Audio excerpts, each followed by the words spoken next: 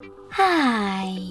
In front of me is CAT S53 and today I would like to show you how you can operate voice recorder on this device.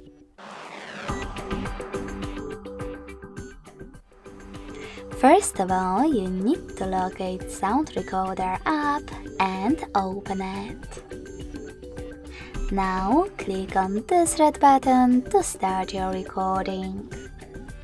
If you never used Sound Recorder before, select Allow in the pop-up, then in the other one.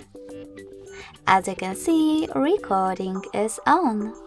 If you wish to pause it or unpause it, use the same middle button. In order to end it and save it though, tap on the left one instead.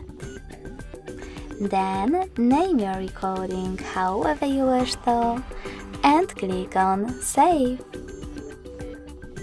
To access list of all your recordings, click on this right button at the bottom right corner with 3 lines. Now to play it, click on it.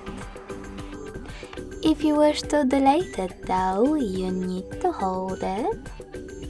Choose this pin at the top right corner and confirm your choice in the pop-up. Thanks so much for watching. If you enjoyed this video, leave a like, comment and subscribe. Bye!